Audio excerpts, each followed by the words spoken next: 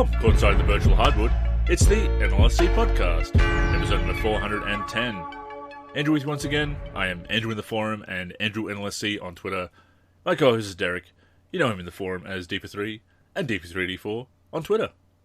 No, happy to be here again. I know that this episode is dedicated to the community's NBA 2K23 wish list, and I think that it's going to be a lot of fun to get into the ideas that they have on how to improve that series. But how awesome has it been to get back into NBA Live 96 PC modding? It's been fantastic. It's been so nostalgic for me. I love that game. I played it so much back in the day. It was the game that led me to find the NLSC. I did not found the NLSC, but I did find it through Alta Vista, not Google, Alta Vista, back in the day, searching for NBA Live 96. That's when I found all the tools that our founders made, the editor that I've been using, the editor that you've been using. And yeah, I just made so many patches, so many mods, or patches as they called them back in the day, of roster mods for that game, and now working on another one again. It's so much nostalgia. You have the nostalgia for playing the game, but also for modding the game as well. So it's really cool. Yeah, so just so people know, Andrew and I all week actually have been connecting using Parsec and playing NBA Live 96 on the same team using a work in progress all-time teams roster. This is a project that I jumped in on and am now helping Andrew out with and whatnot, but Andrew's been hosting the PC version of the game, and we both loved the presentation, and the games have been an absolute blast. Even though I have a little bit of lag, it's not game-breaking. Actually, I hit a Larry Bird buzzer shot 3 that made the top 10 this week on NBA Live 96, but those games, that experience, playing co-op, and just being able to do that when I don't even own the PC version of the game, it's just been wild, and it's just been a lot of fun. You know, it's dated, obviously. Live 95 and 96 are classics, but they are admittedly dated. But you and I, we can go back and we can enjoy those games, which we've been doing. And to play them in a new way with this roster, and it was just something I started on a whim, looking at what I could do with it. And then, because with those games, there's far less ratings, far less attributes to work with. You don't have to worry about face textures. You've got all the pre-made faces that you can assign in the editor, which are the same ones that you can give created players. So when we do have to add players through the created player functionality, they will blend in very well, seamlessly, in fact, with the original players. But it comes together fairly quickly, and that's what I love about those rosters. And I'm not abandoning other games. There's other projects I want to work on, but this is one. The rosters can come together very quickly, and we've already got pretty complete Bulls and Celtics, all-time Bulls, all-time Celtics rosters. And we played a game, Bulls versus Celtics, and what a heartbreaking loss with Bob Cousy, of all players. Of course, no three-point line back in those days, but he could shoot, and nailing that three-pointer in overtime to beat us. Yeah, he was heavily guarded on that, too. And what's sad is it could have been a storybook ending for us when Jordan took that jumper at the end of regulation. That would have given us the win, and it bricked. Very unlike MJ. But, no, that was heartbreaking. So basically right now, the way we're working, and we will be posting on the NLSC, we'll be creating a thread on this when we progress a little bit further. But Andrew's going through and, making the players, renaming them, doing their ratings and whatnot, making sure they look right, like giving Derrick Rose the correct hairdo, etc. And I'm making portraits. Right now I'm working on the large portraits for the players, and I completed Michael Jordan and Kareem Abdul-Jabbar. And then I'm going to work through and start on the medium portraits in the game and then do the small ones. So it's definitely a big project in that regard, but it's really rewarding seeing those portraits in the game because of the amazing presentation. The presentation, that gold, those gold menus, of course I love the music, that jazzy soundtrack, as I've mentioned on many occasions, but I just love that presentation of 96. It does come down to nostalgia, but I do believe it is a fantastic design regardless of that. With the portraits, it's very exciting, because back in the day, we had Pickhead is the editor for the portraits. It's compatible with 95, 96, and 97, and we never were able to really do much with it. It was really more for exporting the portraits, which we'd use actually for later games. We'd take those portraits and make portrait updates for games like Live 2005, 06, 07, 08, because they were very useful to pull out of 95, 96, and 97, and just remove the backgrounds and give them a transparent background and put them in a new game. But we could never really import them properly. And you found what we found, which is that those files are very sensitive, that file format. You've got to get the right color depth and the right bit rate, bitmap rate and everything.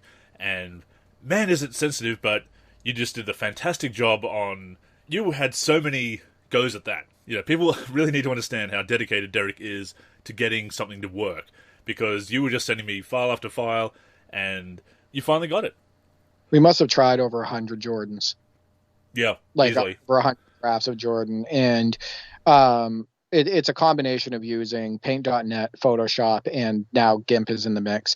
But really what it comes down to is the NBA Live 96 portraits are in 8-bit, 80 colors, and at a specific resolution. And if you don't match that almost exactly, it's not going to work in the game. And it's also the most sensitive portraits I have ever worked with. And remember, I made hundreds of them for, NBA 2K17 and whatnot, and they always came out clean. But it doesn't matter if, you look at a portrait and you see no border in Photoshop or Paint.net, wherever you're editing it, or like in your photo viewer, there will still be a border. Often there will still be a border that still shows up in NBA Live 96 when the portrait is imported. So there's this whole process of having to, open it and edit in Paint.net, then bringing it over to Photoshop and changing it to an indexed file, bitmap, 8-bit, 80 colors, do a little bit more editing, export it. And then you can't just export it out of Photoshop and get it to work, because then it messes up in the game. Then I have to open it back up again in Paint.net and save it and export it again, and then pass it on to you to try it in the game. And it was just such a process. I think it took me like 3 days, I want to say, of hours each day trying to figure out how to get the portrait to look good. And it came out great in the game. And I probably the most proud I've been of a portrait just because of that struggle. But yeah, I'm going to work through those now that I have a better system down, and we'll see how many we can get done for the roster. But I'm excited, and I think the community, a bunch of people in the community that still own the Live 96 PC version, will love that roster. I mean, it's obviously a very niche project compared to, say, a 2K22 project, obviously, or even a 2K21, 2K20, or indeed 2K19, which you're also working on projects for that, the retro rosters. Of course, we chatted to Stildo last week about that, among other things, including the epic fight he had with the epic battles. Go back and listen to that, episode 409. But so much sensitivity, as you said, with those file formats, trying to get it right. And just if it picks up a reflection or a certain color in the jerseys, it'll make it transparent. So suddenly you've got these holes in the player's head or their jersey. Yeah, that was one of the hardest parts, too, is the fact that, like, I sent you that Kareem at first, and he had a little bit of a glare on his bald head. And in those glare spots, they ended up becoming transparent. And he also had transparency on the sleeves and neck, the armholes and his neck of his jersey. So I had to go in there and do a bunch more edits that took over an hour in order to clean that up, in order to change the color ever so slightly, or, take parts of his skin from another part of his head and put it over that, the reflection, etc., in order to make it work in the game. And I actually think that's a workable portrait now. I think it looks pretty good. I'll probably be sharing that on my D4 3G handle at some point, either today or tomorrow. But I do think that it's coming together nicely. For NBA 2K19 on the Retro Seasons roster project, we're also looking at getting small portraits into the roster. And we did get permission from the URB team, from SCO Adam, to use the portraits that are in that roster. So that's definitely going to be helpful for us, and we can start going through and adding portraits. And I think that definitely helps with authenticity and just kind of the overall presentation of the roster. I think those portraits are incredibly helpful. No, those little details really just make the roster, because it's one of those things that, and you know, as a mod user as well as a modder yourself, that when you get a mod and you go through it and you just see all those little small details that people have managed to do, Look, when you make something special with a mod, we made these great mods for NBA Live 96 PC back in the day. These retro roster mods and current roster updates and things like that. And they were fun. And it was still a novelty to see the players being replaced and to play with old school rosters. But you had those limitations on what we could do with the art files. And that lasted for quite a long time. Probably till like about the Live 2003 when they brought in custom art. That was kind of the pinnacle of NBA Live modding, that 2003 through to 06. Really, and just when we really started to make more in-depth roster mods, and you would actually include faces, not just created faces for players from the in-game creation tools, but that it became standard to include custom face files for players, especially because back in the day also hosting, the file hosting was an issue, and being able to distribute a large file over dial-up.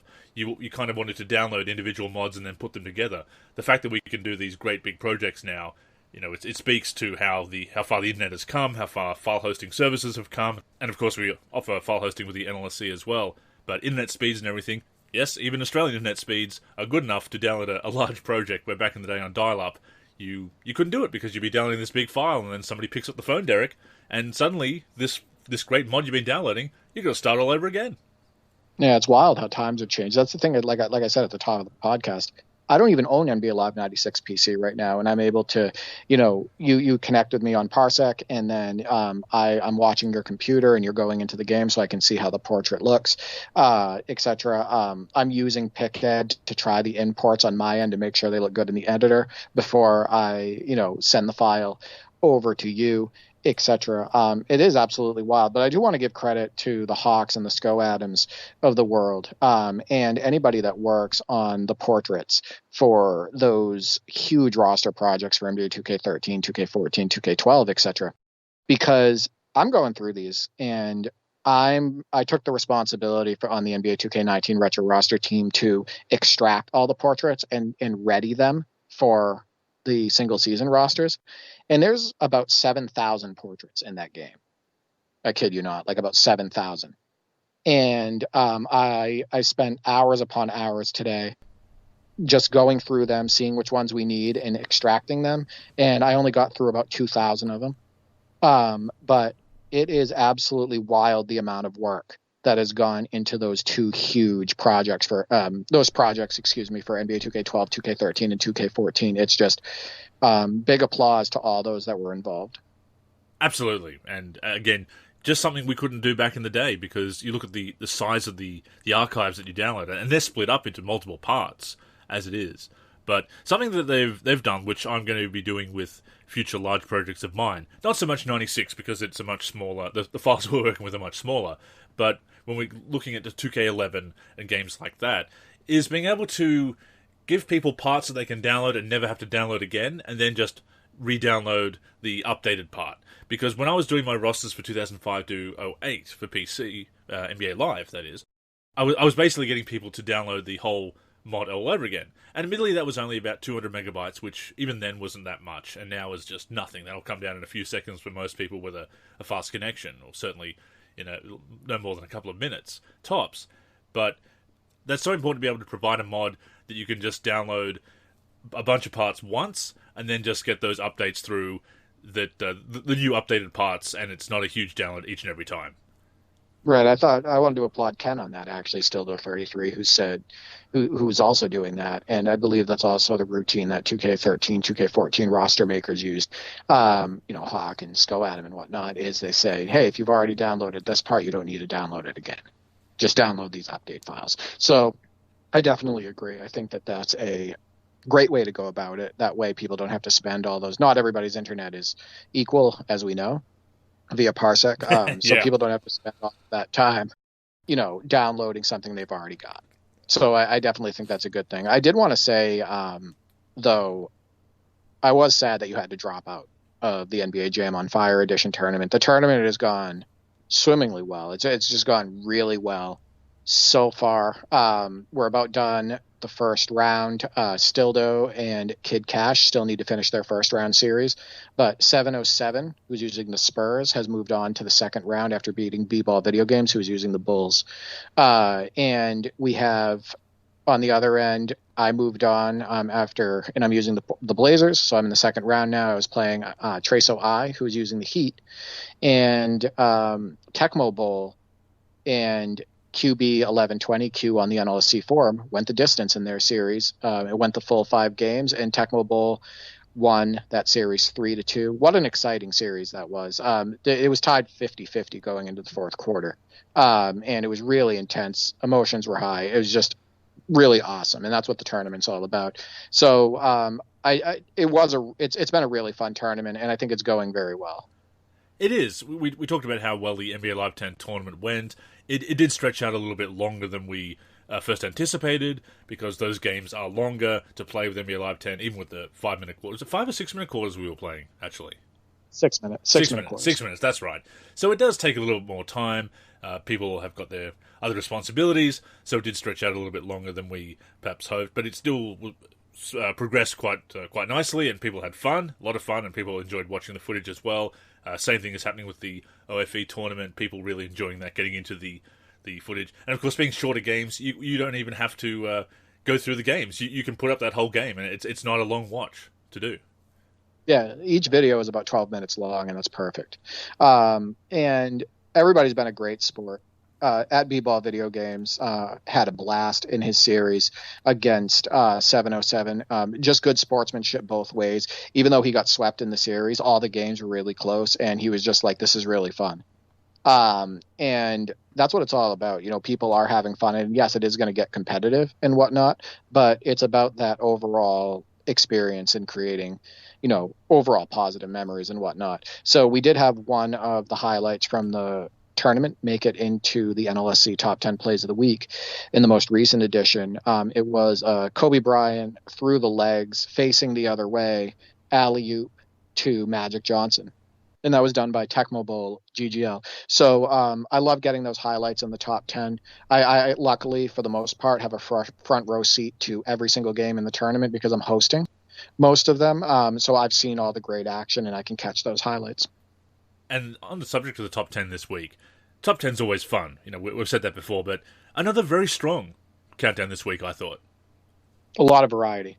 A lot of different games, a lot of different highlights. You had your Magic Johnson halftime buzzer beater with that awesome Chick Kern audio that you put in there over the highlight, which I just think went with it perfectly. I was really adds. I was very pleased with that. Yeah. Yeah, it was fantastic. We had Teddy Bear the Gamer in there, and that was special and definitely deserving of the number one spot. We had a Corey Maggette NBA Live 06 poster dunk on Chris Mim, which looked absolutely fantastic. Those dunks still look good from NBA Live 06, whether it's the PlayStation 2 version or like the Xbox 360 version and whatnot. We had Winner 77 from NBA 2K14 alley-oop. That was a great play. VF Baller showed up a couple times in the countdown. I think that it was a really strong countdown. And like you had stated before the podcast, what's really cool about the top 10 is that people are sending in highlights from all different games. We're not just getting 2K22, even though there's usually a couple highlights in there for 2K22, but we're getting games from the 90s, from the 2000s, from the 2010s and whatnot. And I just think it really adds to the fun of not only me putting together the top 10, like it makes it more fun for me, but for the audience that gets to view it. No question. And it also makes me feel less weird for going back and playing old games, which I know I shouldn't, because it's something I've done on and off throughout the years. As I've said before, not as often in recent years because of my dedication to the grindy modes of my team or my career, but it is something that I used to love doing, and I've been doing a lot over the past 12 months especially, and even to this week, of course, going back and playing 96 and 2K17 and even a bit of 2K14 again last night, and really enjoying it. And it's, play what you want to play, as we've said so many times before, but clearly people are doing that, and going back to old favourites, or sticking with an old favourite if they're not really feeling the new game, and still producing these wonderful highlights. And you don't need, as we've said before, you don't need to be on the latest game to produce a fun moment, because you can have a spectacular moment even with a more primitive animation, or a game winner is a game winner. Like a big clutch play, it doesn't matter the game. A big buzzer beater is a big buzzer beater. Right. That's why I said, basically any game could make it into the top 10, right? I mean, you could play double Kids sports basketball. Kids sports basketball. Right. Yeah, hey, it could go in there. Hey, I still have those highlights. Don't tempt me. I could totally put kid sports highlights, kid sports basketball in there, maybe with my Klay Thompson, Ginger Ginger Clay Clay. half-court shot that I made. But no, any game can really make it in. The moment matters. You know what I mean? The moment where something happens and how it happens and whatnot. So I had a question for you, though, before we get to people's 2K23 wish list. What are your thoughts of co-op on NBA Live 96? It's something that we have to adjust to. Obviously, you've got that little bit of lag. We're playing with modern controllers where it's because we've got the two different controllers. If you try and have that third button, it thinks it's on that second controller. So we've got to use the full turbo, the full motion. What is it? What do they call it? Full movement for turbo. Basically, if you've got it's basically you're turboing all over the floor. Right? Yeah, unless you've got very slight movement of the stick, then you're going to be running as if you're holding down turbo all the time, which does result in a lot of fouls. But it's a lot of fun. I played a lot of solo NBA Live 96 PC, I played co-op with my cousin. We mostly played 95 co-op. It worked a little bit better with with co-op for some reason back in the day. I can't remember why. Or maybe we liked 95 a little bit better because of the team we were playing with. But either way, I'm really enjoying it. It's something that we could make a series out of, especially with the all-time teams roster when that comes together. Right. I was thinking about actually running a tournament with the all-time teams roster once it's finished. Oh, yeah? I think that would be a lot of fun. And I think that game would even work better for people with weaker internets based on the amount of resources that the game takes. It's a little bit less in that regard.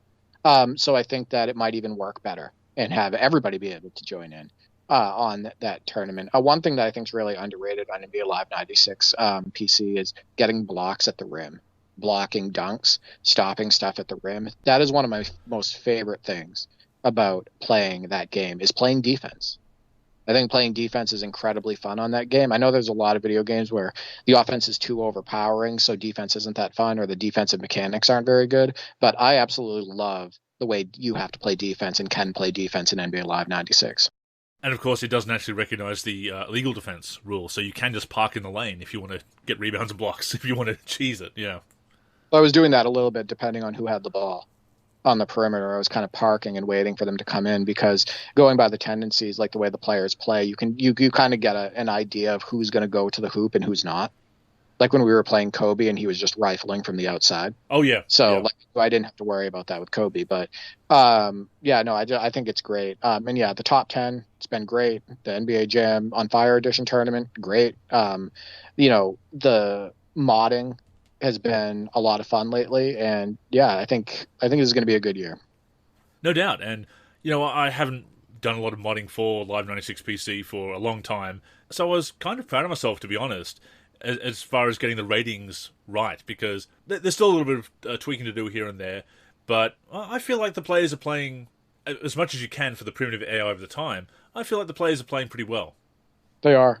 That's great. I mean, you had, when we were playing against the Celtics and Kevin McHale was stopping and popping just like around that mid-range area, and he was playing in his areas where he would play like in real life.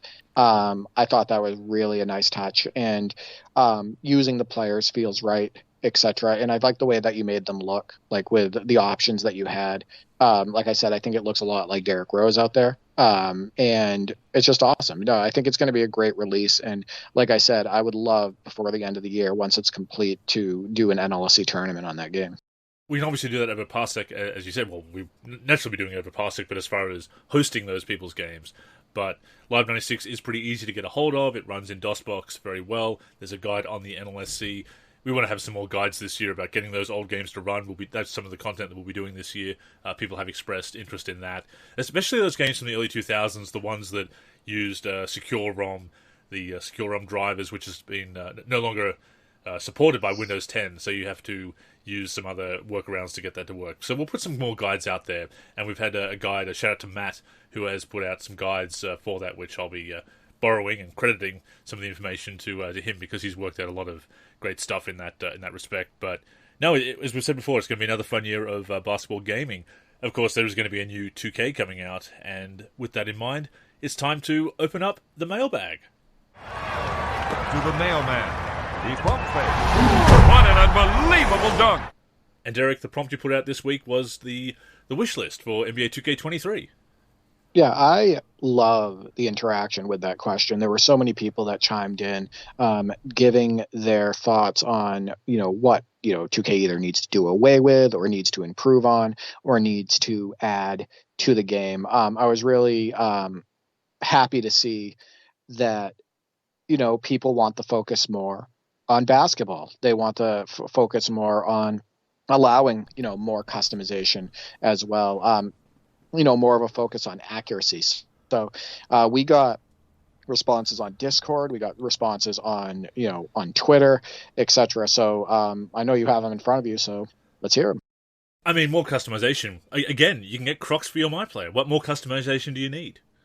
Oh my god, I still can't believe that's a thing. Well, I mean, I can believe it, but I just don't want to believe it, I guess. Yeah. So let's tip things off with Cavs4872, of course, participating in our tournaments as well, and a great member of the forum. Says more retro teams, which will sadly never happen. Well, they will add some, but not enough. And this is something that we've talked about before, of course, the retro teams we'd like to see. And it does feel like that they've kind of slowed down on that, or they're adding teams that are too recent, they're not really retro, and then they ironically end up losing players because they're current players when those teams get licensed, and then they're out of the league, and then they're no longer licensed. So we've actually got more complete teams from the 80s than we do, or the 90s, than we do the ones from the mid-2010s. And also along the same lines, Jamal Smalls at MidwestKing_100 on Twitter. Shout out to you, as always. It would be really nice if they could add a fresh set of classic teams from the 80s, 90s, and 2000s. Perhaps 5 teams from the 80s, 5 teams from the 90s, and 5 teams from the 2000s. Yeah, I absolutely agree with suggestions of more retro teams, as long as they're done correctly. Yeah, I think the biggest problem is I think there's a great selection of classic teams in there. Overall, I do think that there's definitely some misses as far as ones that they've added. Certainly ones that don't make sense to be in the game and that they only added in there because they maybe had the rights or licenses and whatnot. Teams like the mid 2000s Grizzlies, like that didn't really make much sense to me. Etc. But I think that my biggest problem with the stock teams that are in there is the fact of accuracy, which we've talked about on many episodes before, which I've screamed from the rooftops on Twitter about. The fact that they're made so poorly, the players are made poorly, the teams are made poorly, they're not accurate signature-wise, a lot of copy and paste jobs done. They don't play the right way on the floor. They're often incredibly sluggish, stuff like that. So that's my biggest problem with the stock teams. As far as adding new teams, I think it's criminal that the 82, 83 76ers haven't made their way into the game yet.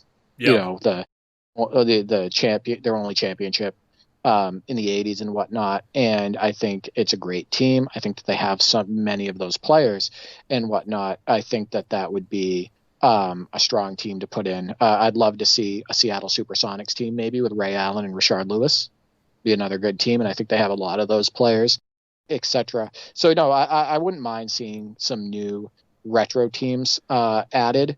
Do I think that they're going to do it?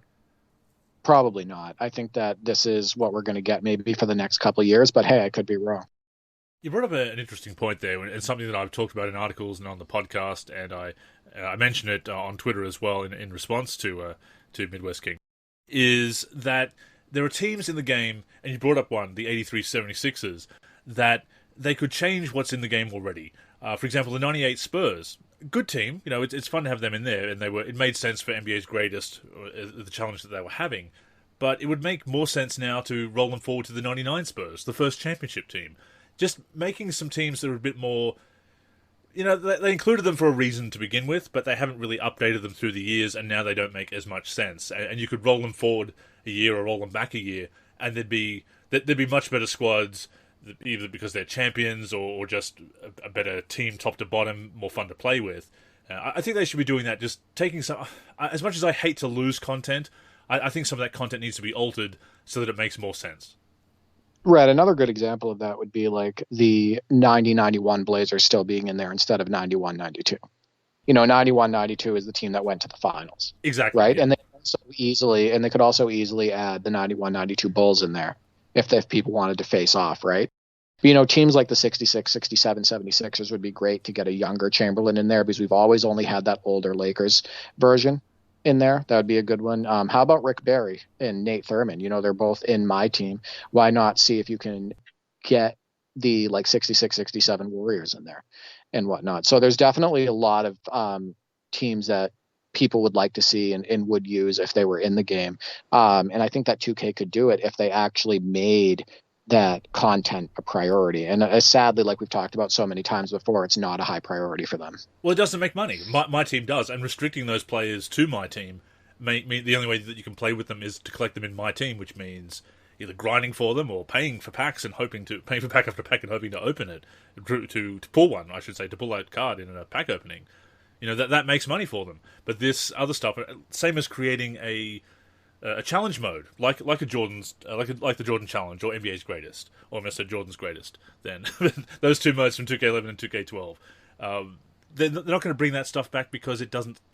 I mean, I think it would sell the game. People would like it, but it doesn't make them any extra money. It doesn't make recurrent revenue. And I know we harp on that topic a lot, but it's worth mentioning, especially when we talk about Wishlist, Derek, that when you look at feasibility, if it doesn't make 2K that recurrent revenue, it's not going to be a high priority, sadly. Well, of course not. Yeah, we've talked about that with my team and my career and whatnot. It's just about getting people online and getting exposed to those gambling mechanics and making them feel like they have to spend more money either to upgrade their player or to get the latest, get more packs or get, a card they want in my team, etc. So no, that's definitely the case. But I think that there would be more goodwill towards the franchise and towards that retro content that's existing in the game if they actually made it accurately. No doubt. Like they actually put some love into that, and if it was a higher priority, but like we said, sadly it isn't. On the subject of retro content, Dzulu at Devo Khan on Twitter, shout out to you. Love to see Sonics and Thunder all-time teams separated, as well as Hornets Bobcats, to avoid having players in uniforms they never played in. With games played qualifiers, I made all-time teams 17-man rosters by adding two-way players each. 96 Sonics is my all-time Sonics roster. So again, that's something else that they've obviously combined the Thunder and Sonics, as he says, and the Hornets and the Bobcats. But that does lead to some inaccuracies of representing the all-time for that franchise. And I know why they do it, but it would be nice if they did have those extra two teams, so you could have the Hornets and Bobcats separate from the Pelicans or whatnot, and the Sonics and the Thunder. Or Dzulu, how about they give you the option to add your own teams, add new teams, even better. And you can work on that branding and you can work on that court, and that would make you spend more time on the game, and you could customize the things the way you want. So if they don't have like the rights to be able to do that, like if they don't have the rights to get that Seattle Supersonic stuff in there, etc., how about bringing those My NBA tools of court creator, jersey creator, and all of that stuff into the offline mode? So you can use it in regular roster creation, because that would solve your problem right there. And I know you from your comments that one of the first things you would do on that game is jump into that offline editor, that offline roster editor outside of My NBA, and you would create that court and you would create those jerseys and you'd throw them on the floor. 100%. Jack Duca, I apologize if I mispronounced that, at J_Duca on Twitter. Shout out to you. Something probably nobody asked for or wants, real G League arenas. Again, that extra detail. Yeah, again, I'll say, what if they gave you that option like they do in My NBA to create your own stadium, right? Indeed. Maybe you could create the G League arenas and whatnot. But I understand, asking for that. And obviously, the people at 2K have more access to whether it be pictures or being able to go to the arena themselves to make it accurate, etc. Obviously, it would be better if they actually worked on that and implemented it as part of the base game. But if there was licensing issues around it, I mean, think about the licensing issues they must have. They haven't been able to call the Celtics court TD Garden ever, right? Exactly. It's never, they can't even call one of the main NBA teams, the most successful NBA team of all time. They can't even call it TD Garden. But doesn't NBA Live has exclusive rights to Madison Square Garden, don't they? Because 2K doesn't call 2K call it Knicks Arena, don't they? It's something like that. Yeah. Yeah. I'd have to boot up the game. I'm not 100% sure. I'd have to boot up the game. But those are issues. Yeah. Right. Exactly. If there's licensing issues and stuff, and they can't put it in the base game, give us the customization so we can do so. I do remember talking to Sean O'Brien, former executive producer on NBA Live, when John Gausming and I were talking to him, and I think I'm not sure if it was on the show or maybe off air. He might have mentioned, because we talked about getting the G League in the game and all the arenas and such, and he said, look, that'd be a great thing to do. And obviously 2K has since gone on to add G League teams, but he actually said at the time there's actually a lot of licensing issues with those arenas and naming rights and everything else, and accuracy and what's etc. So, and that's just the G League. Obviously, as you mentioned, it happens with the NBA as well. The Pacers for a long time had to be Indiana Pacers Arena, Houston Rockets Arena, New York Knicks Arena in various games when they couldn't get the naming rights to those arenas. So it is a thing. But to your point, the more that they can get in the game by default, absolutely, is so much better. I wrote an article recently about the helping hand of default assets. It's so much better to have those assets on hand. Yes, we can mod a lot of stuff in, and even if we have the tools in game to, like the rebranding tools in My NBA and My League, My Gym, etc., it's great to have those, but to have those assets on hand to work with saves so much time. Yeah, also, before we move on to the next question, if you want to play G League mods, from what I can gather, there have been a couple amazing ones made for NBA 2K14 PC. So if you don't own it, get your hands on NBA 2K14 PC. Still has great gameplay, still has really good graphics. You could always install one of those G League mods and hit the ground running with accurate arenas, floors, and all of that stuff. Indeed, and it is the last game, of course, that you can get a disc release for 2K14. Yep, there you go. So yeah, and I'm pretty sure it's not overpriced or anything like that.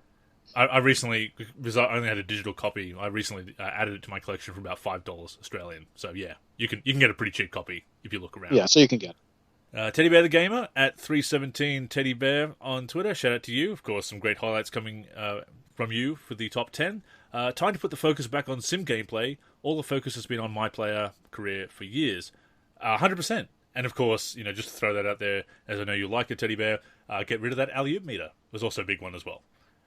Yeah, Teddy's, he's a friend of the show. He was the number one player this week. He's always a great contributor to the top 10 and has some good ideas about the games as well. Yeah, I agree. Focus back on that 5-on-5 gameplay. You can really tell what the focus was when you go back to games like 2K17 and prior, 2K16, 15, 14, 13, 12, 11, etc. You can tell that the focus was on the NBA action, was on that 5-on-5 experience and making that as fun and enjoyable as possible on the sticks. And, even the crowd noise and whatnot, the atmosphere as well was better, and the sound effects were better, all of that stuff.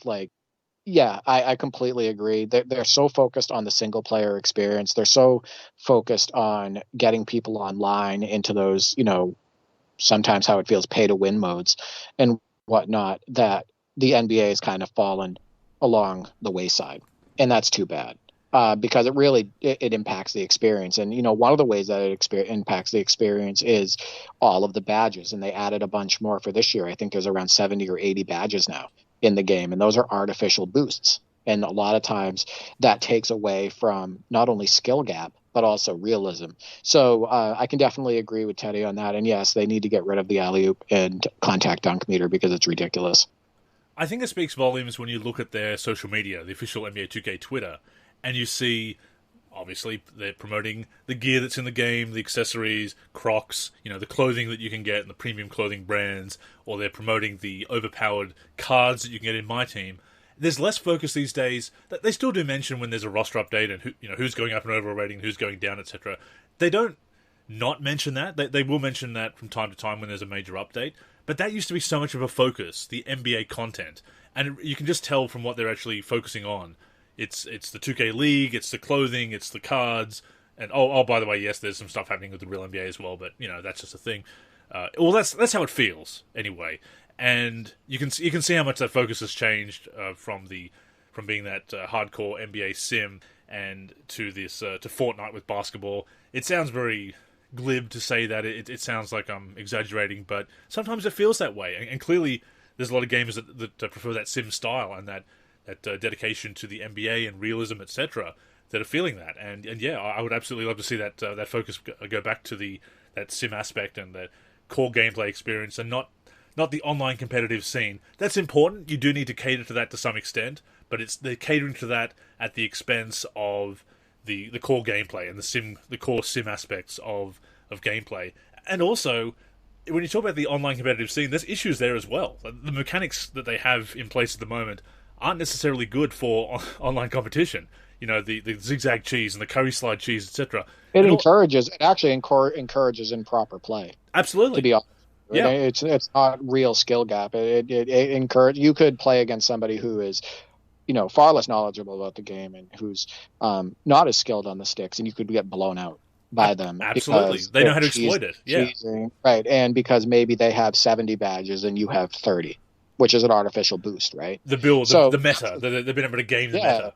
yeah, exactly. So yeah, they're just hurting skill gap and they're hurting the actual competitive scene, and it's really frustrating. And I think that what happens is when they focus so much on that single player use and all the builds and whatnot, it really takes away from the 5-on-5 gameplay, that cohesive gameplay and that realism that should come with 5-on-5 basketball. And it's funny because the things they're focusing on, the cosmetic items, the clothing, the Crocs, whatever, that doesn't help the online scene either. And I'd also like to see them move away from, going back and playing 2K14 my career as I did, seeing that focus on the experience of being an NBA player. And now you've got to go and you've got to participate in being an off-court influencer. You're participating in fashion shows, and they say, you don't have to buy VC, you can just farm VC by doing fashion shows. I don't want to do fashion shows in a basketball game. What was that Ronnie 2K said? Well, that he tweeted out about 5 years ago? This is more than a Barbie dress-up game. Well, you know what? 2K22 is leaning much more towards being a Barbie dress-up game than 2K17 was, quite frankly. That's the point we're getting to, that there's all this extracurricular stuff that has nothing to do with basketball, even very little to do with being a basketball player, unless you're Ben Simmons, I suppose, and more interested in being a socialite. Just throwing that out there. But, yeah, there's so much that's not to do with the NBA or even basketball in general that we need to get back to that. It can't be Fortnite with basketball thrown in, quite frankly. Yeah, I can't remember which NBA coach it was. It might have been Steve Kerr that I was listening to. You talk about the socialite aspect. He said that the NBA players, like as soon as they get into the locker room at halftime of a basketball game, of a professional NBA basketball game, they are on their cell phones, like all the players. Like, come on. I remember like you're that, in the middle, yeah. focused and all that stuff, and that's wild to me, and that just shows how much things have changed. Because they're at halftime on their cell phones looking at social media. You know what I mean? When they should be focused on a basketball game, and that's wild to me. So speaking of gameplay, @_Showtime Zach says, make it more arcade like 2K19 and 2K17. Also, the way you made builds was good. Having a primary and secondary while they choose your badges made everyone play differently. I would disagree that 2K19 and 2K17 were arcade, although I have very specific definitions of what makes arcade gameplay. I certainly would like it to be more like 2K19 or 2K17, especially 2K17, quite frankly. Maybe not with less offensive fouls and losing the ball on body steals in 2K17. That was a little bit too exaggerated in that game. I definitely like the gameplay to be more like 2K19 or 2K17, however you want to categorize that. Yeah, I'm going to take his statement a little bit differently than you, as I think I kind of get what he's getting at. I actually think NBA 2K22 though is actually more arcade than both games. I can literally from the perimeter do the same crossover or dribble move with a good ball handler and get by my guy like almost every time, as long as I'm using a good ball handler, and I can do that over and over and over again. I think that also it's very arcade in NBA 2K22. All the suction, that's not sim, all that gravity and suction issue of being dragged into other players, whether you're on offense or defense. I find that incredibly arcade. There's nothing sim about that. The skating all over the floor, that's very arcade. That's not sim at all. You shouldn't be floating or skating all over the floor. Not being able to control your guy on defense with the poor foot planning, I consider that very arcade. So I guess it depends on your definition of arcade. I will say, though, if you're talking about make the game more fun, almost like arcade type fun, and put more NBA action and actual basketball action back into the games, that's where I will agree. If what you're talking about is saying, I want the game to be more fun, I want it to be more loose, I want it to be more, more explosive dunks, more, quicker first steps, all of that stuff, I absolutely agree with that. Like, if you're associating arcade with fun in that way, then I can agree with what you said. No, that's a good point. And I think I would definitely agree with the underlying point of making it more like 2K19 or indeed 2K17 or some mix of the two. By the way, 2K18 was not a mix of the two, certainly not the mix I want anyway, but I would definitely prefer a game that's closer to those in gameplay and feel than 2K22. As far as the builds go, I know this is not really your area because you don't play My Career, but it's funny that the more control they've given us over builds in recent years, or the changes they've made, it's supposed to have opened things up, but it's really just made things more homogenized. And I really do feel that the build system in 2K17, 18, 19, as much as there were problems with 18, the build system was okay. But the build system we had at the time, pre-pie charts, pre what they're doing on next gen at the moment, was actually better, and we had some more viable builds that were fun to play with online and offline. And that's a big problem, getting that build that is fun to play with and effective. So the changes they've tried to make with the build system, yeah, they've tried to give us more choices, and they kind of do. But as far as viable choices, it's actually led to an even more homogenized style of online play. So yeah, I think that's a great suggestion too. Well, in my opinion, they're reinventing the wheel for no reason. They're reinventing it just to make changes, right? To promote something new. Yeah, absolutely. That's the way I look at it. Because, you went back and you played NBA 2K14, My Career, and just the structure of it and the way it felt was great. In fact, if you go back and you look at the threads when they were talking about NBA 2K14, they were having a blast, right? Like, way more positive comments than negative comments. And the same with like NBA 2K16 and NBA 2K17. So basically it's them, just trying to make changes for the sake of making changes and to promote something new and exciting and all of that stuff. And I think reinventing the wheel often for no reason. No, that's a great way of putting it. Absolutely. Speaking of the online arena, Till at Tillhouse _ on Twitter, shout out to you. Get rid of Got Next in the playground or park. If I had one option for feedback, that would be it. I actually wrote an article, Derek. Imagine that. I wrote an article about Got Next Gotta Go from my park, as it was called at the time, the park. That was back in 2017 for 2K17. I said that because I was mostly playing 2K Pro-Am, but when we were taking a break from 2K Pro-Am, we'd go and play some park. And Got Next was literally the worst part of Playground. Now, this is one of those situations where some people will say, oh, you don't get it. The Got Next is representing going down and waiting to play at the park. No, I get it. But it is literally simulating the most tedious part of an activity, waiting in line to partake in the activity. This is not going to be Line Simulator 2K23. It's going to be NBA 2K23. So it's one of those systems where conceptually you understand it, but in practice, in execution, you're just standing around waiting. You got people jumping off because they don't like the look of the clothes you're wearing, or your overall rating, or your rep level, or whatever, your legend, your level in the season, whatever.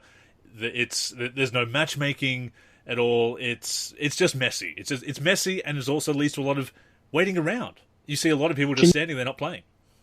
Can you imagine if they did that with like the NBA modes and they were like you're playing like Play Now, or you're even playing just connected with somebody online, and they were like, all right, well, you have to wait for this commercial break because that's what happens in real life. Exactly. All right, well, this is a real timeout. You're not allowed to skip this timeout. You have to wait either the full 20 seconds or a full 20 or the full timeout in order to get back on the floor.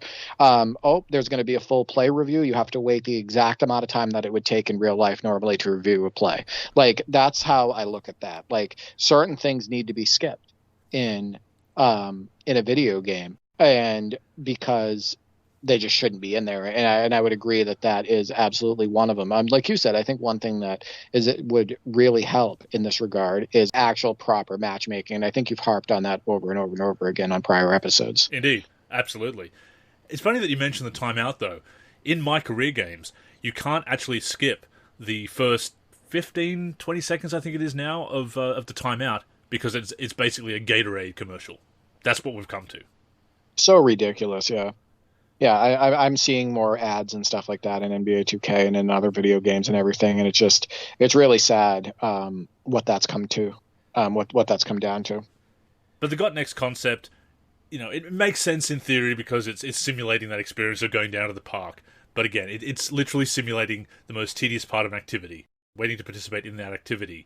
At least with the 2K Pro-Am, for example, you're in the arena with your teammates, you can shoot around, you can mess around. And they kind of have that on Next Gen where you can shoot around. They did add that when you're waiting for opponents to show up. But there's still too many problems with people backing out. There's just so many problems with the online scene that it's such an easy fix well, I mean, it's easy for me to say because I don't have to program the thing, but you can see that there's concepts that other games do that they should implement to improve the online scene. They've just ruined 2K Pro-Am. They've driven all these squads to the wreck, where these full squads that are organized squads are just feasting on collections of random players that are teaming up together. There's so much toxicity. There's just so much they need to do with the online scene. The online scene should be so much better than it is in so many ways. And a lot of that has to do with gameplay, but there's also the culture that is being cultivated by their approach, and that elitist approach, and that gatekeeping approach that I've talked about before, and gotten X, or just even just having to wait around for a game like that.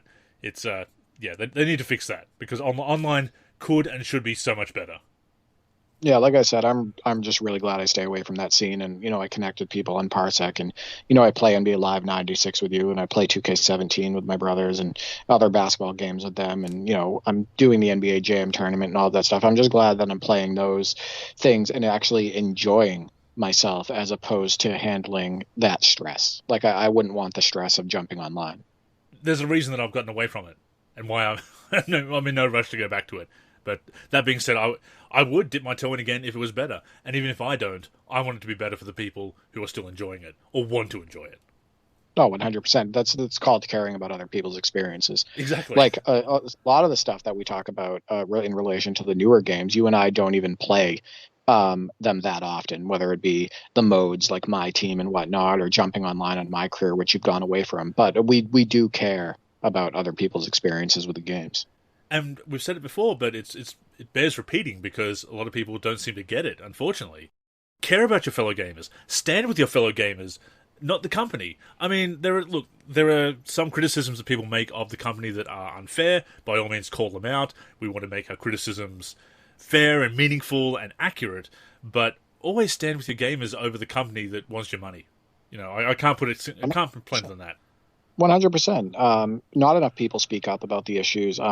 Luckily, sometimes people's real feelings do reflect in ratings, whether it be Steam ratings or Metacritic ratings and whatnot. But not enough people speak up, and unfortunately, too many people side with the company, or just say, "Well, it's not a big deal," or "Well, you need to adjust," or "Why don't you just not play the game?" Yeah, it's just so weird to me that people will point at something that's technically accurate, technically correct. Not to go on too much of a tangent here, but again, the whole situation of you don't have to buy VC, for example. Technically true, technically accurate, but the game is designed in a way that is either going to make you grind really hard or want to spend. And so that means that it's not prioritizing a fun experience. That's the issue. Yes, you don't have to, but the game is trying to get you to, and it's not designed in a way that's fun if you don't. And people just, to use a phrase that we love to use here on the NLSC podcast, they don't look at the big picture. Yeah, to put it plainly, greed has gotten in the way of fun. Perfect. At this point. So here's an interesting one from our friend MP3, from Mike, at Mike Pritchard on Twitter. Shout out to you. Would it be wrong to say on my 2K wish list was NBA Live 23? No, I think I can relate to that. Yeah, somebody else actually agreed and said that that's their wish as well. They wish that they could get some NBA Live 23. There needs to be competition in this space. There needs to be more variety. People deserve another basketball gaming option after all of these years. And it is really sad that we haven't heard anything from EA Sports as far as making a comeback. I do think that the series will come back eventually, if not this year, maybe next year. I don't think it's dead yet. But it is criminal that nobody else has come into the basketball gaming space, and NBA 2K is the only simulation 5-on-5 NBA option. Yeah, I don't think that's bad to say at all. I think it would up NBA 2K's game. I think it would make them think twice about some of the bad decisions they've made, or decisions in general that they've made with the direction of the series, whether it be the online scene or the neglecting of retro teams, etc. That's one of my wishes as well. I hope we get another option, whether it be NBA Live or another company. Well, you look at what 2K was doing as it was trying to overtake Live in sales, and it was already getting there in reception, in user and Metacritic ratings and whatnot. They were just going so hard in making it as realistic as possible and making it as detailed as possible and adding all these little touches that were really delighting hardcore basketball fans and also bringing in more casual gamers as well, but were really just focusing on the basketball. They were giving us the Jordan Challenge and NBA's Greatest. They were giving us retro teams. They were putting more effort into the rosters. When you looked at the old all-decade teams, you had different versions of the players, like a 90s version and an 80s version of Clyde Drexler, for example. So you'd have different faces, things like that. Just all that attention to detail. And it wasn't, I mean, things have changed in the gaming world, obviously, and 2K are going to get on those trends like any developer, like any publisher. But you can see what they were doing when they were trying to get ahead of Live and then to run it into the ground, what they were doing with the quality of the games. And without that competition, without that driving force, without that, without painting NBA Live and EA there as the enemy to destroy, they're kind of resting on their laurels a bit. I'm not saying the developers aren't working hard and the programmers and whatnot, but the focus, the vision of the game has changed. And the sales will always be there, right? Because there's no other option for them to buy. That's the thing, is, you know, as far as like they're gonna hit over 10 million in sales every single time a new 2K gets released, because people, these kids, young adults and whatnot, people our age, etc., love basketball. Like, they want a basketball gaming option. They want a new basketball video game, and that's their only option. So they're going to buy it. So those sales are always going to be there, and that's why I can't stand the whole, we hit 10 million in sales, and people are like, oh, well, NBA 2K is still popular. They got to be doing something right. Well, the reason why those sales are, there's context behind that. The reason why those sales are what they are is because there's only one option for NBA 5-on-5 gamers. Right. So, one real option for people to go online and play the way that, NBA 2K allows them to play online and those connected modes and whatnot. Well, I think it's summed up by what Culture Gaming, Lady Culture, said when in response to the prompt of the 2K23 wishlist, says, trying to find an answer for this, but I'm so cynical with 2K at this point. They don't seem to innovate. When they do, it's really bad and complicated controls-related stuff. All they care about is online money modes. They have a solid, if flawed, gameplay base that they've built on top of for years and years, but when has it actually gotten a lot better? Been waiting years for that huge gameplay or graphics leap, but I don't think it's happening. I'm afraid there won't be big changes until there's a new competitor on the market, and that change will either come from the new competitor or 2K waking up and putting in real work again. If there isn't, I think you'll see 2K become Madden, just releasing a stagnant game that half the audience seem to hate year after year, and I mean for like a 7 to 10 year stretch. That's what Madden is, and that's where 2K is heading, because now they have competition. I mean, round of applause. That, quite frankly, sums it up. No, I mean, she's right. I mean, and that's one of the biggest things with Madden right now, and that's why a lot of the football gaming fan base is frustrated with Madden, is because they believe that the gameplay hasn't changed much. They haven't innovated gameplay wise, and they haven't, really made any positive differences. I went back and I have Madden 08 for the PC, and I just reinstalled it recently and installed a mod and whatnot, and I was playing it, and I was like, wow, this game, Madden 08, I think it's a pretty good game, but it feels an awful lot like the newest Madden, which I also own. And that's crazy because those games are separated by about 15 years, right? So, I completely agree with that. I think that the gameplay has gone actually in the wrong direction for all the reasons that I've stated. The foot planning is poor, the gravity issues, like the suction issues, the video games have kind of lost their fun factor and whatnot. So I can see that 2K is already at that point that she mentioned. It's already kind of like Madden at this point, and they need to make changes, positive changes to the gameplay and to that online scene. And Sticky Fingers echoes that as well. Sticky Fingers FR on Twitter, of course, and in the forum. Shout out to you. About 2K23, at this point, to be honest, I have no expectations. Whatever I wish, it will not happen. 2K/VC is so greedy now, and due to those fake next-gen consoles, the lack of contenders, the game will probably be mostly the same for the next 3 to 4 years. We're feeling that cynicism now. And I've always said with the wish list, look, put it out there, because the worst that can happen is that it doesn't happen. Right, like we will not lose anything by putting out suggestions, and I still stick to that. I still believe that it's worth doing, throwing it out there, because hey, it's something to talk about with our favorite hobby, and we can make suggestions that even if some of them get into the game, it could make the game better. But that being said, I can't blame people for feeling cynical, because I feel that too. Well, his feelings right there about the game staying stagnant and just like or getting worse and being that way for the next 3 or 4 years, he's not alone in thinking that. Not at all. People have been talking about that over the last couple of years, and look, over the last couple of years, it hasn't really improved. And I think that he could be right. That could be the direction. I was actually talking with Sticky Fingers today. We were talking on Discord. He had stated, like I do, we actually think that the graphics are more realistic and enjoyable on NBA 2K19 for PS4 and PC and whatnot than they are on the next-gen consoles. I think that the next-gen console makes the game look too saturated. The lighting doesn't look natural at all. The body types aren't as good either in the next-gen version as NBA 2K19. There's less muscle on them. So, and I was sharing screenshots with him from NBA 2K9, just saying 19, just saying like, look at this. This does not look worse than next gen. I think that next gen overall was a pretty decent disappointment as far as graphics and presentation go. I don't think that it wowed like when we went to NBA 2K14 and whatnot for Xbox One. And I really don't think in a lot of ways that it's even an improvement over the PS4 era as far as gameplay, graphics, etc. So I do have that worry, just like him, that as long as there's no competition in the space, that for the next 3 or 4 years, we could be just getting a very similar product every year. Undoubtedly. I think a lot of people, as you said, are feeling that, realizing that, and it's why that frustration is building. The apologists can keep hitting back and saying, oh, whining, crying about this. I saw something on Twitter the other day. Somebody said that the rewards aren't very good in the season rewards for the games, and that they're just kind of disappointing.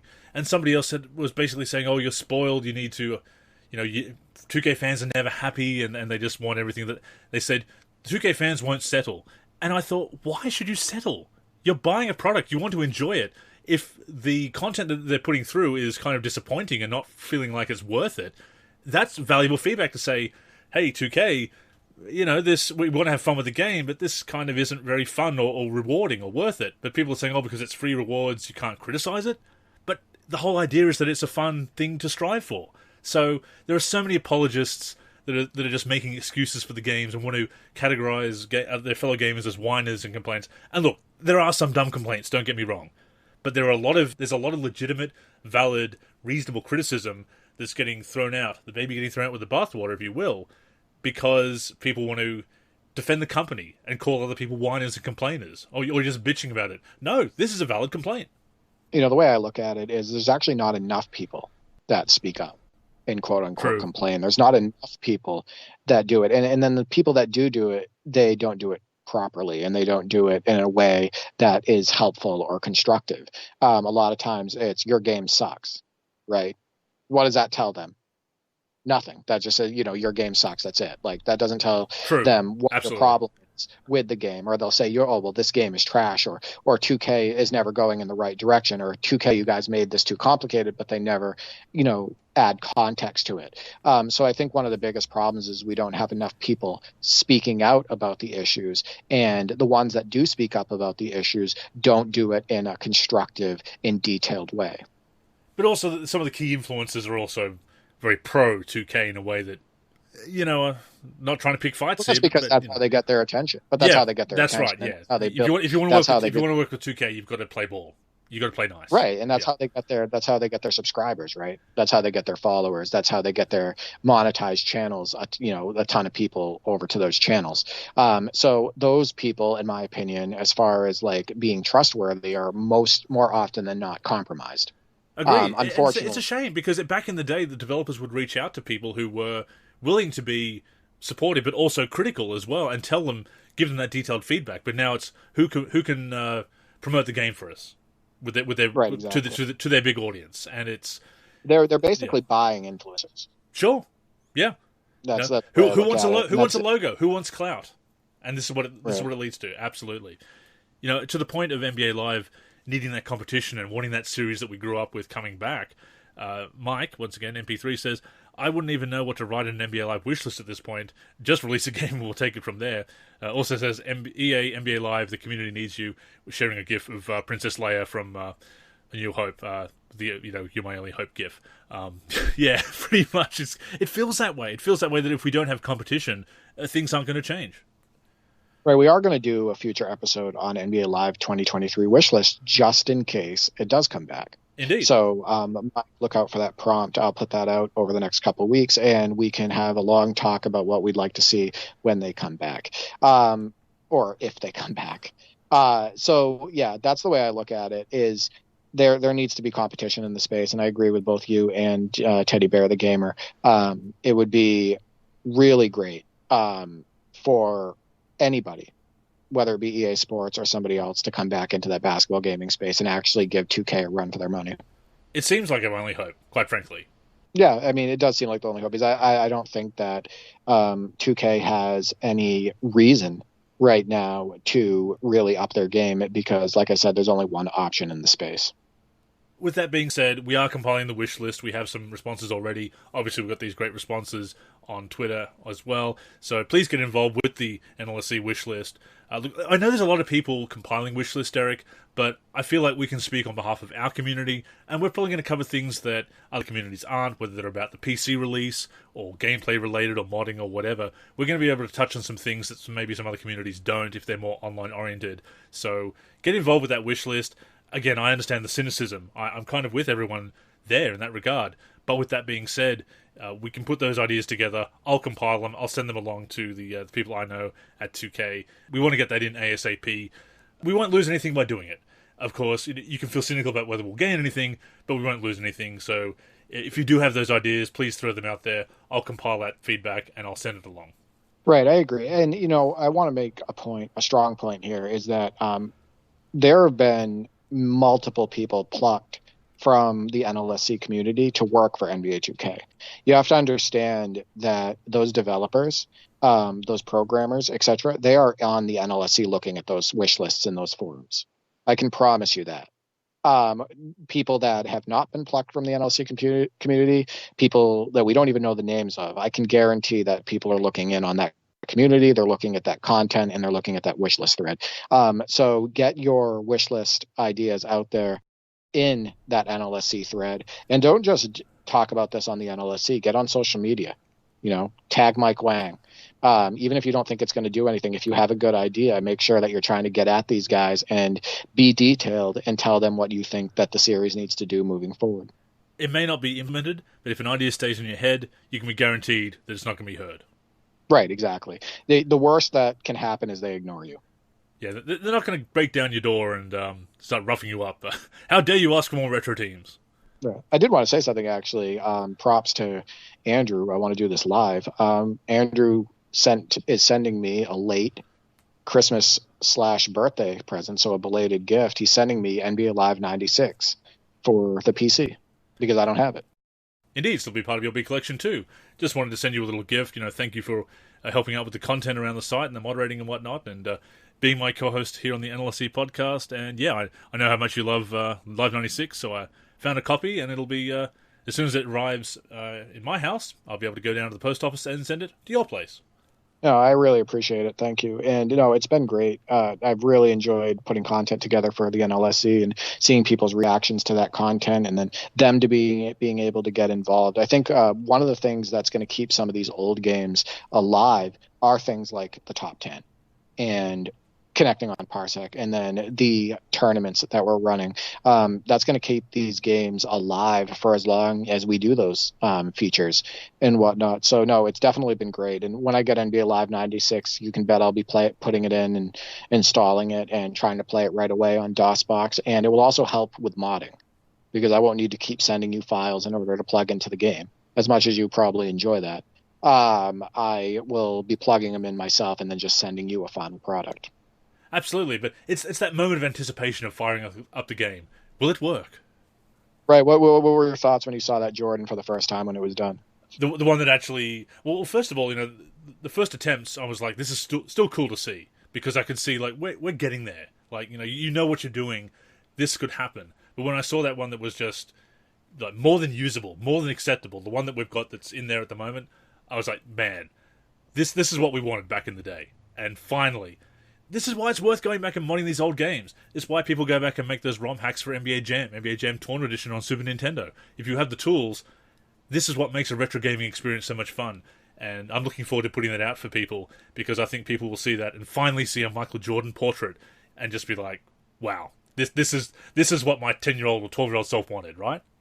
Yeah, it was also really cool to send you, even though they need a little bit of edits, a little more editing, that Steph Curry and Russell Westbrook.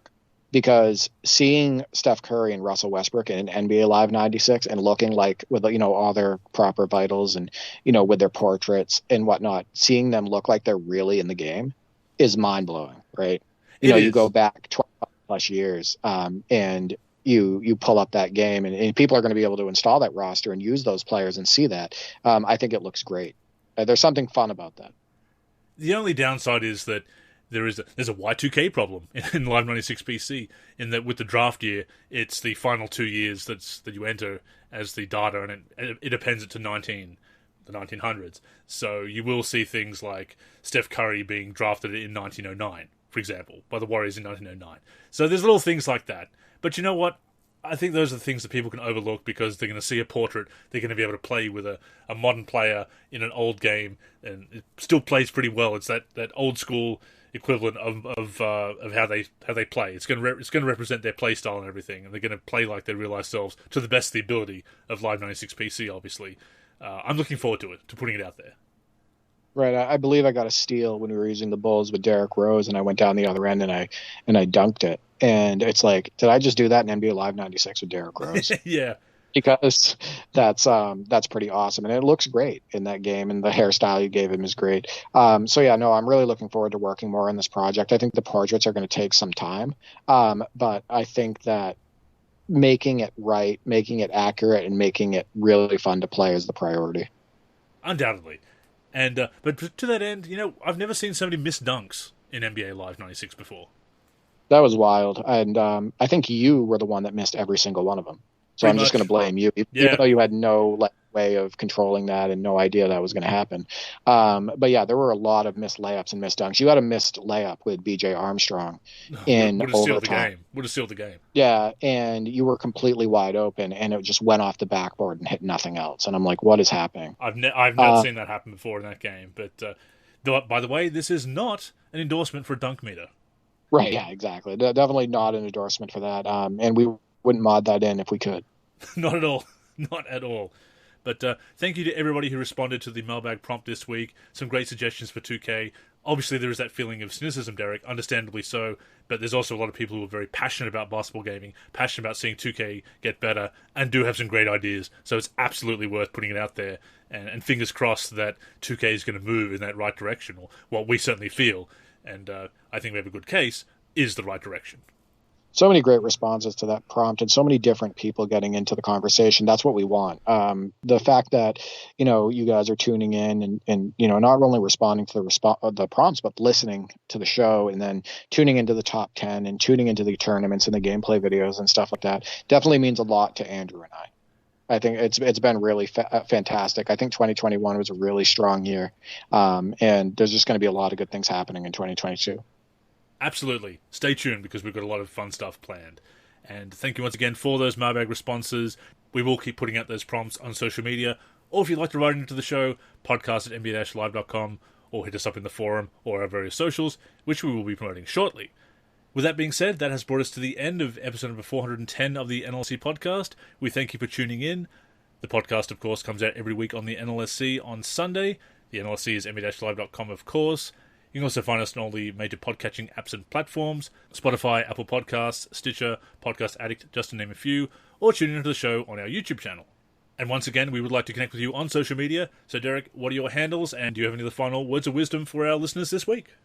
No, again, thank you for all the responses to the prompt. Make sure that you're heard. Make sure you reach out to the right people, and make sure that you also go into the NBA 2K23 wish list thread on the NLSC and list your wish list there. Also, please continue to send in your top 10 submissions, because the top 10 has been absolutely fantastic so far this year. You can reach me on Twitter, where I'm the most active, at D4384, or my gaming channel at D43G. And I'm on YouTube, D43, and I'm also a team member on the NLSC at D43. And don't forget about our other original content throughout the week: Monday Tip-Off, Way Back Wednesday, the Friday 5, of course. I write those articles not to end the conversation, but to start them, so feel free to comment on those with your thoughts on the topics that I discuss and the games that I'm covering in Wayback Wednesday. Got some great games I'll be covering this year. Got to get to the NBA Street Series still with my retrospectives, and got some other great topics as well, and I'll be putting my thoughts out there and other essays and whatnot, and maybe some video essays this year in Monday Tip-Off, and of course the Friday 5, the long-running listicle. As I said at the top of the show, I am Andrew in the forum and Andrew NLSC on Twitter. The NLSC is on Twitter and Facebook at the NLSC. We are NLSC Basketball on Instagram. Our YouTube is NBA Live Series Center. And of course, keep it locked to the NLSC itself, nba-live.com, for everything we do for basketball video games. But yes, that's all for this week, so thank you once again for tuning in. Until next time, I'm Andrew. And I'm Derek. Go get buckets, everyone.